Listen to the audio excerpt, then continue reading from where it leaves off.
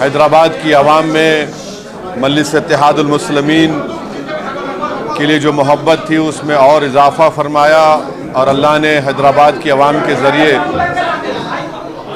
मजलिस इत्तेहादुल मुस्लिमीन को हैदराबाद की पार्लियामेंट की सीट से एक तारीख़ी कामयाबी से हमको हमकिनार किया।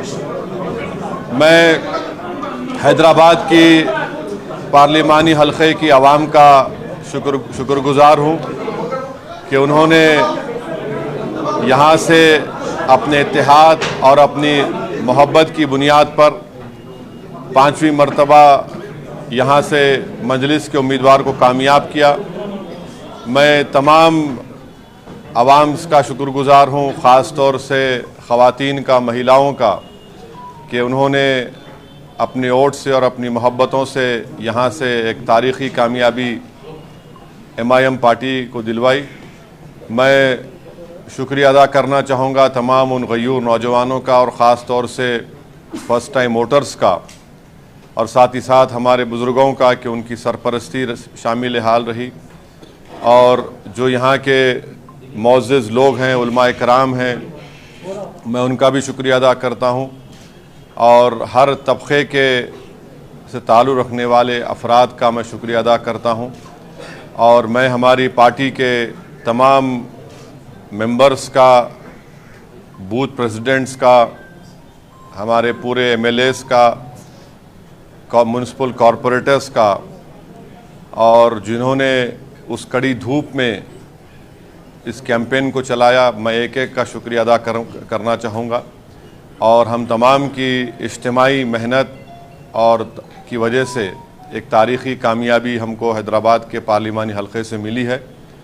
तो मैं इंशाअल्लाह कोशिश करूँगा, जस्तजू करूँगा कि जो भरोसा मुझ पर आपने क़ायम किया है, पहले से ज़्यादा हम लोग मेहनत करेंगे हैदराबाद की पार्लियामेंट के यहाँ पर डेवलपमेंट करवाने के लिए। और मैं साथ ही साथ शुक्रिया अदा करना चाहूँगा औरंगाबाद की आवाम का, और उन्होंने इम्तियाज़ जलील साहब के हक़ में अपने वोट का इस्तेमाल किया। अभी वहाँ पर काउंटिंग चल रही है, मगर जो भी अल्लाह का फ़ैसला होगा वो आवाम का फ़ैसला है, हम उसको कबूल करते हैं। और मुझे उम्मीद है कि इंशाअल्लाह ताला ना इम्तियाज़ जलील साहब, ना वहाँ के मजलिस के तमाम हमारे एक्स कॉरपोरेटर्स, वहाँ के ज़िम्मेदारान, उनके हौसले बुलंद रहेंगे। यकीनन हमारी ऐन ख्वाहिश के मुताबिक वहाँ पर नतीजा नहीं आ रहा है, तो मुझे यकीन है कि अक्टूबर में जब असम्बली के इलेक्शन होंगे, हम इंशाअल्लाह ताला ये कोशिश करेंगे कि औरंगाबाद में जो हमको कामयाबी नहीं मिली, हम इंशाअल्लाह ताला असम्बली के इलेक्शन में आज जो हमको कामयाबी नहीं मिली उसको हम असम्बली के इलेक्शन में कामयाबी हासिल करेंगे, और महाराष्ट्र के असम्बली इलेक्शन में हम लोग पहले से ज़्यादा ताकत से लड़ेंगे। साथ ही साथ मैं किशनगंज की आवाम का भी शुक्रिया अदा करूँगा कि जिन्होंने MIM पार्टी के हक़ में अपना वोट दिया, और जो हमारी कमज़ोरियाँ हैं हम कोशिश करेंगे उसको दूर करने के लिए। मैं साथ ही साथ PDM की हमारी पल्लवी पटेल, हमारी बहन का, उनकी माता का, उनकी माँ का, पंकज भाई का, और उनके तमाम अपना दल के ज़िम्मेदारों का भी शुक्रिया अदा करूँगा कि हमने वहाँ पर भी जाकर PDM के लिए कैंपेन चलाया है, और हमारा ये PDM से जो हमारा ताल्लुक़ है वो जारी रहेगा। और इंशाअल्लाह ताला ये हमारी कोशिश थी और हम कोशिश को जारी रखेंगे। मैं तेलंगाना की आवाम का भी शुक्रिया अदा करता हूँ कि हमने उनसे अपील की थी कि जहाँ तक हो सके BJP की कामयाबी को रोकें। उन तमाम हज़रात का मैं तहे दिल से शुक्रगुज़ार हूँ कि जिन्होंने खामोशी से इस मुहिम को चलाया, जिन्होंने आगे बढ़कर ये कोशिश की कि BJP के बढ़ते हुए क़दमों को तेलंगाना में या उनकी कामयाबी को रोका जा सके। मैं उनका भी शुक्रिया अदा करता हूँ। अब दूसरी बात यह है कि मुल्क की आवाम ने एक फ़ैसला दिया है। अब ये बात तो वाज़ेह हो चुकी है कि BJP को अभी काउंटिंग चल रही है, ऐसा लगता है कि उनके पास मैजिक नंबर नहीं आएगा जो 272 का नंबर है। और ये इस बात का ये इसलिए नतीजा आया क्योंकि 10 साल में बीजेपी ने जो नफ़रत की सियासत की थी उससे आज लोग तंग आ चुके हैं। बीजेपी ने जो बड़े बड़े ख्वाब दिखाए थे और वो तमाम के तमाम वो ख्वाब झूठे थे, तो नौजवान इस बात को महसूस कर लिया कि बीजेपी बेरोज़गारी उनका मुक़द्दर बना चुकी है। किसान परेशान था, दलित और ख़ास तौर से जो लोग संविधान को चाहने वाले हैं वो इस बात को महसूस कर चुके थे कि मोदी ने जो 400 पार की बात की वो सिर्फ बाबा साहब अम्बेडकर के संविधान को ख़त्म करने के लिए की है। तो ये एक जो वर्डिक्ट आया है, अब अगर मोदी जी सरकार बनाएंगे तो उनको पार्लियामेंट में बैसाखियों के सहारे आना पड़ेगा, उनको पार्लियामेंट में बैसाखियों के सहारे आना पड़ेगा और वो भी बड़ा अच्छा नज़ारा होगा देखने के लिए, क्योंकि 400 पार, बल्कि माशाल्लाह से इतने जो आप लोग यहाँ पर जमा हैं, आप लोगों ने भी कहा था एक एक का नाम अगर लेके बोलूँ 450, किसी ने कहा 400। तो अंग्रेज़ी में एक कहावत है, you will have to eat the crow now, माने आपको कौवा खाना पड़ेगा। तो अब नहीं मालूम खाएंगे नहीं खाएंगे, मगर कहावत है। किसी एक माशाल्लाह एक साहब ने तो जो बड़े अपने आप को माहिर कहते हैं, उन्होंने कहा कि हैदराबाद हम नहीं जीतेंगे। खैर अल्लाह जो चाहता है वही होता है। तो तीसरी बात, अहम बात यह है कि अगर ऐसा मौका आता है कि देश के तीसरी मर्तबा प्रधानमंत्री वज़ीर आज़म नरेंद्र मोदी नहीं बनेंगे, अगर उसमें हमारी ज़रूरत पड़ी तो हम यकीनन उसमें साथ देंगे, क्योंकि हमने एक पब्लिकली एक स्टैंड लिया है कि हम बीजेपी को रोकेंगे। और चौथी बात यह है कि हम नरेंद्र मोदी से ये बताना चाह रहे हैं कि आप देखो ये नतीजा क्यों आया। उनको सेल्फ इंट्रोस्पेक्शन करने की ज़रूरत है और हम उम्मीद करते हैं कि पिछले 4 साल से जो लोग जेलों में सड़ रहे हैं उनकी फ़ौरन रिहाई अमल में लाई जाएगी क़ानूनी तरीक़े से, क्योंकि याद रखिए कि अगर आप कमज़ोर पे जुल्म करेंगे तो उस कमज़ोर की तकलीफ़ को ऊपर वाला सुनने वाला है। तो अब नहीं मालूम कि फाइनल काउंटिंग होने के बाद कितने सीट बीजेपी लाएगी, मगर मुझे लगता है कि इंशाअल्लाह ताला वो मैजिक नंबर बीजेपी नहीं लाएगी। और क्या होगा, कल क्या होगा, परसों क्या होगा, तो ये हमारा इनिशियल रिएक्शन है। मैं आपके ज़रिए से रेवंत रेड्डी को मुबारकबाद देता हूँ कि उनकी पार्टी 8 लोकसभा सीट पर कामयाबी हासिल की और महबूब नगर में भी हमने भी कोशिश की, कुछ 3000 वोट चिल्ला वोट से उनको कामयाबी नहीं मिली। सिकंदराबाद में मेजॉरिटी कम हुई है और अफसोस की बात यह है कि बहुत से मुकामात पर पार्लियामेंट कॉन्स्टिट्यूंसी में खोल दो प्रमोद है तो बहुत से मुकामात पर हम ये देखे हैं कि टीआरएस के लोग ओपनली बीजेपी को सपोर्ट कर रहे थे। ये भी आवाम के सामने आ गया। ये क्यों किए मेरे को नहीं मालूम, ये एज अ पॉलिटिकल स्ट्रेटजी उनकी बहुत गलत स्ट्रेटजी थी। अब इसका क्या खमियाजा उनको अदा करना पड़ेगा वो जानते हैं, मगर ये बात फैक्ट है। तो ये 4-5 चीज़ें मुझे आप तक कहना था। अब आपके पास कोई सवाल, एक सुनिए, आपके पास 5 से 10 मिनट का वक़्त है। मेरे को नमाज़ पढ़ना है मगरिब की, बशीर साहब को भी पढ़ना है और मगरिब का नमाज का वक्त जल्दी ख़त्म हो जाता तो आराम से एक एक करके। अब एनडीए को कम आया ना, बीजेपी को पार्टी इसको मेजॉरिटी नहीं आया, आप सोचते हैं कि इंडिया बाय डिफॉल्ट इसको किसको बुलाना चाहिए? अभी इसको ऊपर तो खुद का मेजॉरिटी आया नहीं। देखिए नहीं, देखो राम, ऐसा है ना कि अभी तो फाइनल काउंटिंग ख़त्म नहीं हुई, अभी भी चल रही है काउंटिंग। नहीं, काउंटिंग होने के बाद क्या होगा जब बोल सकते हैं हम, अभी बहुत जल्दी होगा। हम इंडिया अलायंस का हिस्सा नहीं है अगर ऐसा सिचुएशन अराइव होता है जहां पर एक नॉन बीजेपी का आदमी, नॉन एनडीए का आदमी या महिला प्रधानमंत्री बनने का सामने आएगा तो हम यकीनन उस बारे में साथ देंगे उनका, मगर वो नहीं मालूम होगा नहीं होगा। हाँ बोलिए प्रमोद साहब। सर, पूरे इलेक्शन के दौरान आपने देश भर में घूम के जो बीजेपी के खिलाफ बोला, ये जो रिजल्ट आया है उसको आप कैसे देख रहे हैं? क्योंकि आप हर जगह जाके देखिए एक तो ये कि 10 साल का इनकी नाकारकर्दगी, इनके झूठे वादे, जो सुनो भाई सुनो, जो नेशनलिज्म के नाम पर उन्होंने जो धोखा दिया और चीन के बारे में नरम रवैया, बेरोजगारी, किसान, महंगाई, और जो प्राइम मिनिस्टर और बीजेपी की तरफ से जो कम्युनल अगली कैंपेन चलाया गया, उसका नतीजा आज आप देख रहे हैं। उसका नतीजा आज आप देख रहे हैं। जैसा हैदराबाद में वाहियात किस्म का कैंपेन बीजेपी ने चलाया, बिल्कुल वाहियात किस्म का, उससे बढ़कर ज्यादा वाहियात नरेंद्र मोदी ने कैंपेन करवाया। बस ऐसा दिख रहा था कि इस देश में मोदी की नजर में सिर्फ मुसलमान ही वोट देने वाले हैं, कोई दूसरा देने वाला नहीं है।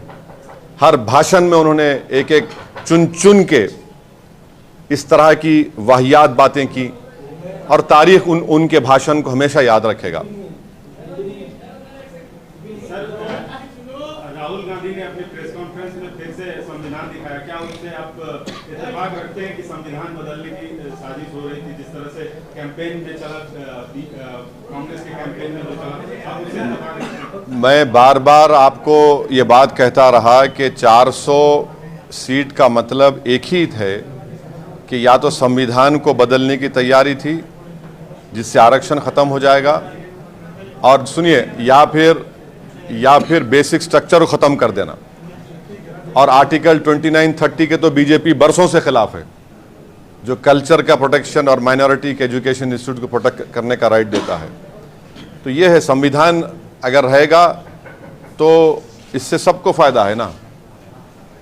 एक डॉक्यूमेंट है, उसमें फंडामेंटल राइट्स है, और हमेशा शुरू से आरएसएस देख लीजिए आप, पिछले 90 साल से आरएसएस हमेशा कॉन्स्टिट्यूशन को अटैक करती है।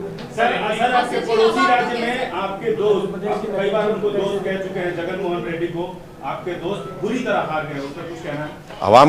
अवाम का फैसला है, अवाम का फैसला है, उसको उसकी इज्जत करनी चाहिए, रेस्पेक्ट करनी चाहिए। मुझे उम्मीद है कि वो रेस्पेक्ट करेंगे। हाँ हाँ, बताया जा रहा है कि कांग्रेस पार्टी इंडिया अलायंस कोशिश कर रही है, चंद्रबाबू नायडू। मेरे को नहीं मालूम। देखिए मैं उसका अलायंस का हिस्सा नहीं हूं, मैं उसका जवाब नहीं दे सकता। लेकिन आप पॉलिटिशियन हैं सर, आप इतने सालों तक पार्लियामेंट में हाँ रहे हैं, ठीक, आप पॉलिटिशियन हैं। एक पॉलिटिशियन की सोच क्या कहती है उनको कि आना चाहिए सर, इंडिया जो सियासी सूरत हाल बना है उसमें क्या होना चाहिए, क्या हो सकता है? पॉलिटिकल पंडित के तौर पे पूछ रहा है। नहीं, मैं पॉलिटिकल पंडित नहीं हूँ, पंडित आप हैं महाराज। हाँ हाँ हाँ। अब आपको कैसे लग रहा है कि यूनिफॉर्म सिविल कोड हो या फिर सीएए की बात हो, ये बड़ी मुद्दे हैं। एक बात याद रखिए, एक बात याद रखिए, आप लिख के रख लीजिए, अब देश में प्रोटेस्ट होगा, इसको आप नहीं रोक सकेंगे। आप देखेंगे किसान का एक मामला है, महाराष्ट्र में मराठा रिजर्वेशन है, ये सब चीजें हैं। आप किसी को, अगर आप बिल्ली को भी अगर आप एक कमरे में बंद करके ढक लेंगे ना दीवार की तरफ, तो बिल्ली कमरे में भागेगी, मगर एक वक्त आएगा बिल्ली अपना प्रोटेक्शन खड़े हो जाएगी। तो ये 10 साल का ये उनका नतीजा, और खास तौर से 5 साल में जो उनका रवैया रहा है, तो बैसाखियों का आप लिटरल मीनिंग मत ले लीजिए। मैं सबको शहद, हाँ, बीजेपी के खिलाफ या टीडीपी को, नीतीश कुमार को आना चाहिए? मैं कैसा बोलूंगा? मैं उस पार्टी का, अरे मैं उस पार्टी का नहीं हूं भाई, मैं उस पार्टी का नहीं हूं, मैं नहीं बोल सकता। सवाल कांग्रेस पार्टी का हमेशा विरोध करते रहे हैं, लेकिन कांग्रेस पार्टी में सोनिया गांधी की आप हमेशा इज्जत करते रहे हैं। क्या सोनिया गांधी आपको व्यक्तिगत तौर पे इनवाइट करती हैं इंडिया अलायंस में, तो आप जाएंगे? मैं केसीआर की भी इज्जत करता हूं, करते रहूंगा, उसमें उससे इज्जत करने में बुरी बात क्या है? नहीं सुनिए, अरे देखिए ना कि ये मैं इंडिया अलायंस का हिस्सा नहीं हूं। हम मालूम है नहीं, अगर निमंत्रण दिया जाता है, सोनिया गांधी आपको बाइज्जत इनवाइट करती हैं, तो आप आएंगे?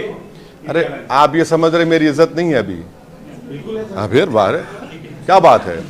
3,47,000 से हैदराबाद की आवाम ने हमको कामयाब किया, ये सबसे बड़ी इज्जत दौलत है मेरे लिए।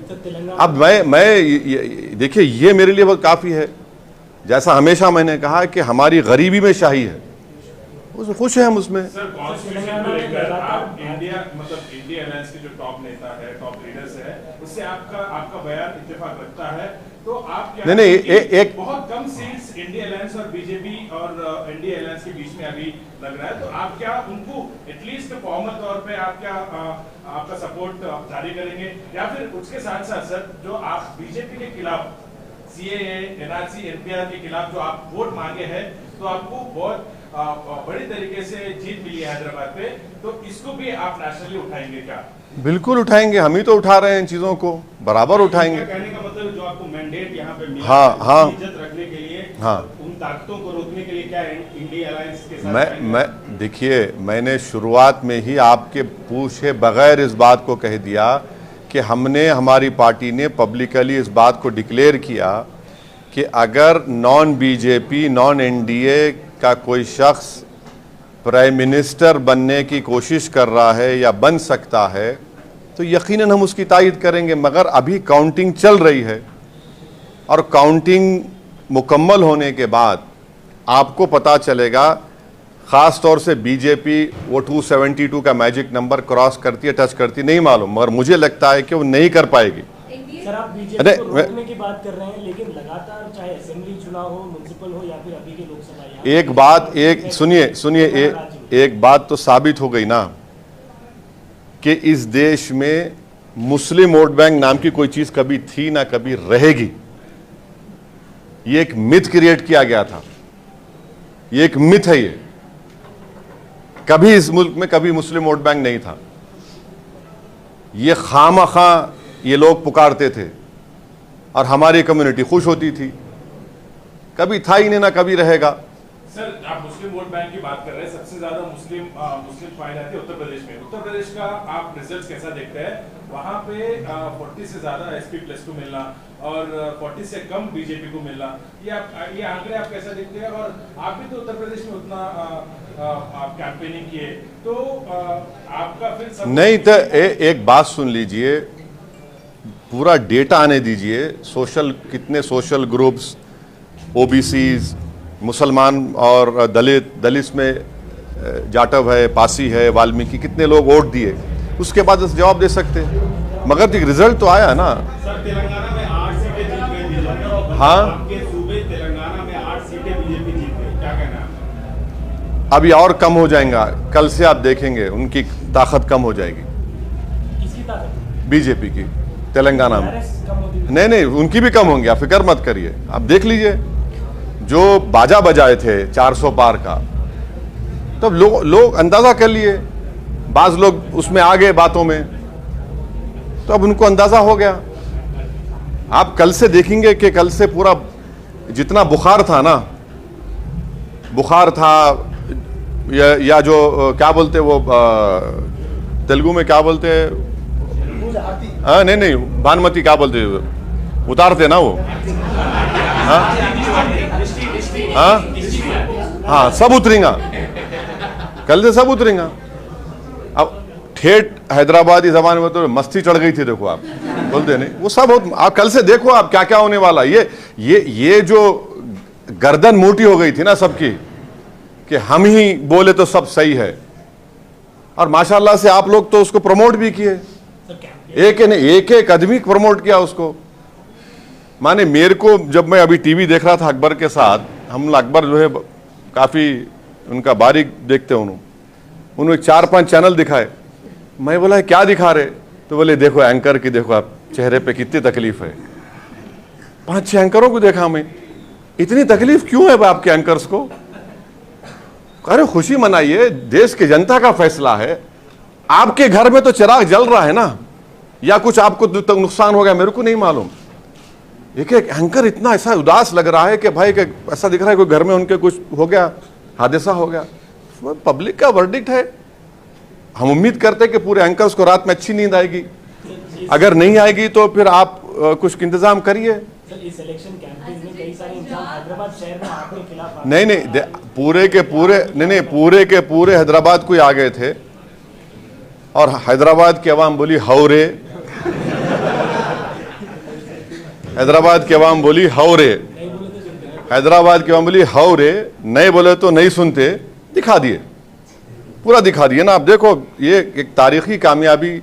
मैं शुक्रगुजार हूँ, मेरे पास अल्फाज नहीं है कि बस एक ही तकलीफ है कि मेरा बाजू इम्तियाज़ जलील मेरे साथ नहीं होगा औरंगाबाद में। और हम उम्मीद कर रहे थे कि सीमांचल की लड़ाई को हम पार्लियामेंट में लेके जाएंगे, मगर सीमांचल लड़ाई हमारी चलते रहेगी। हम देखेंगे क्या कमज़ोरी। हमारे माजिद साहब MLA साहब भी बड़ा कोशिश किए, टीम भी सब किए। बहरहाल मैं एक एक हमारे पार्टी के मेंबर्स का शुक्रगुजार हूँ कि इतनी गर्मी में कैंपेन किए। गैर मामूली गर्मी थी और इतनी शिद्दत की गर्मी में भी हैदराबाद के वोटर्स निकल कर वोट डाले और मैं उनको भी शुक्रिया अदा करता हूँ, उनका सलाम करता हूँ। और ऐसे कई लोग हैं जिनको ना मैं जानता हूँ ना उनका पहचानता हूँ, मगर जो दुआएं भी किए, जो मेहनत किए, मेरे पास अल्फाज नहीं है कि कैसे उनका शुक्र अदा करूँ। बस मैं दुआ कर सकता हूँ कि अल्लाह उनको सलामत रखे और अल्लाह हमको एक और हमारे जज्बे में इखलास दे कि हम उनके भरोसे पर उतरें और हमारी लड़ाई जारी रहेगी फ़िरका परस्त ताकतों के साथ इंशाअल्लाह ताला। बस एक सवाल मेरा, जैसे TMC की बात अगर हम करते हैं, बंगाल में हो या फिर पंजाब की बात करें, तो किस तरीके से आपको लग रहा है कि रुख किस और जा रहा है और जितने कॉन्फिडेंस के साथ भाजपा मैं देखिए यूसुफ पठान जीत गए, उनको मुबारकबाद देता हूँ। नहीं, मेरे पार्टी का पूछिए ना, मेरे कैसा, मैं यूसुफ पठान जीते उनको मुबारकबाद दूंगा। वो एक काबिल कैंडिडेट है, उनके वालिद मरहूम के साथ मैं MP था, मुनव्वर हसन साहब के साथ। उनकी बेटी कामयाब हुई, उनको मुबारकबाद देता हूँ। चंद्रशेखर आज़ाद रावण कामयाब हुए नगीना से, मैं उनको मुबारकबाद देता हूँ। शायद इमरान मसूद भी सहारनपुर से कामयाबी मिली, उनको मुबारकबाद देता हूँ। हमारे रामपुर से मौलाना नदवी साहब कामयाब हुए, हम उनको मुबारकबाद देते हैं। तो यही है, अब इतना ही बोल सकते हैं। अब ये दूसरी पार्टियों का कैसा बोलेंगे? सर, कोalition की जो सरकार बनने वाली है उस पे आपका क्या राय है? प्रधानमंत्री जी अभी संबोधित करने वाले हैं, he is going to speak to the nation, and what would be your demands? Because I don't see. Let us first wait for the final vote to be counted. Then only you and me can form an opinion how is right. As we speak right now, the counting is being still done. We don't know the exact number, but the picture is, in my opinion, I don't think so BJP will get 272. There are various rumors within BJP. We don't know what will happen. NDA or BJP? No, within BJP we don't know what will happen. There are various. See, these are all hearsay. It might be hearsay. We don't know what will happen. What will happen? There will be any clash? Huh? No, I don't know what will happen. Maybe you know better because you're close to them. I am not close to them. I don't know what will happen. We cover everyone, sir, but No, I know. You cover. I know that. You cover. what would be your demand, sir? No, there is no. See, Mamata is demanding that Prime Minister should resign. you know, it will be very interesting to see Narendra Modi if he forms a coalition. Mr. Modi walking on political crutches. It will be very, very interesting to see. We don't know how he will react, what he will do, because you see, BJP has already said that this, that they'll do.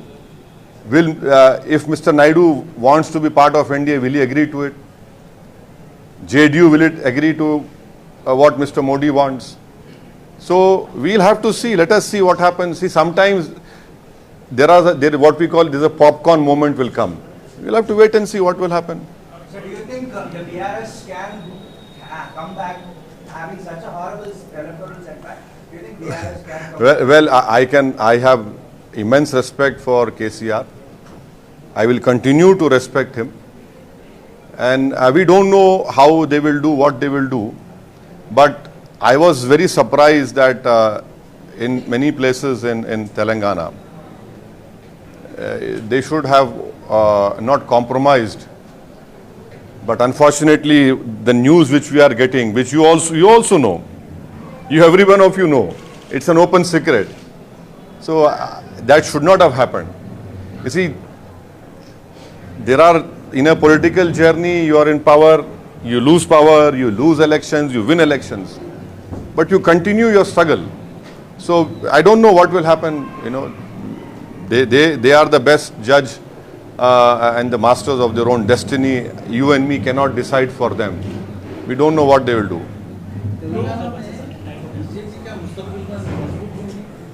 नहीं 8 seat तो जीते बशीर साहब, तो यकीनन ये 8 seat हमारे लिए एक लम्हे फ़िक्र है।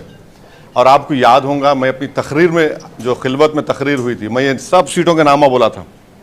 आप देखो, मेरी तकरीर उठा के देख लो आप, ये सब नामा बोला था मैं। जहां से लोग जीते हैं मैं सब बोला था। तो अब बहुत सी बातें हैं, अब हम तो अपनी कोशिश किए, मगर मुझे यकीन है कि मुस्तकबिल में ये सब चीज़ें तब्दील होंगी। No, why? What is this? No. What is this? Today results have come. We want to develop Hyderabad. We want to keep Hyderabad safe. Communal amity should be strengthened. Akbaruddin Owaisi, our party leader, has stood up in the assembly and said, we will extend all the cooperation to you for the overall development of Telangana. We will continue to do that. But why everything has to be done on political basis? See, we have been given the mandate by the people, and we will have to safeguard that mandate also and deliver on the promises that we have made to the people of our respected constituencies. And Muslim reservation, sir. What about Muslim reservation? You should ask Chandrababu Naidu if he is supporting. No. I cannot answer everything here. Let us wait. You see, no. If tomorrow we don't know what Mr. Naidu will decide, but he is part of NDA. No, sir. He clearly said that. So then why are you asking me? Why are you asking me? It should be obvious to you. It should be very obvious to you. असल में राम मंदिर का मुद्दा और अयोध्या में जो हाल, इसको आप कैसे देख रहे हैं, और खासकर यूपी में जिस तरीके से? ऐसा है मैडम, आप एक कैसेट को हमेशा नहीं चला सकते। तो हम ठेठ हैदराबादी ज़बान में बोले तो हम लोग बोलते हैं, खादर खां के खट्टे डायलॉग हमेशा नहीं चलते। समझे ना आप? तो वो ये चीज़ें हो रही हैं, आवाम बेजार हो चुकी है, इनसे तंग आ चुके हैं। आप एक समुदाय को तो निशाने मलामत बना दिए, एक समुदाय को तो आप खतरा बता दिए देश के लिए। अने इतना ऐसा कैंपेन नरेंद्र मोदी चलाएंगे, कोई नहीं सोचा था। बल्कि मैं आपको बोल रहा हूं, जितने जो नॉन बीजेपी मेंबर वोटर्स थे, वो मेरे को फोन करके बोले, मेरे को अकबर को बुला लो कि हम आपको वोट डाल रहे। क्यों डाल रहे हम पूछे, तो बोले इनके भाषण से। एक नहीं बल्कि कईयों लोग बोले कि ये चीज हमको नहीं चाहिए।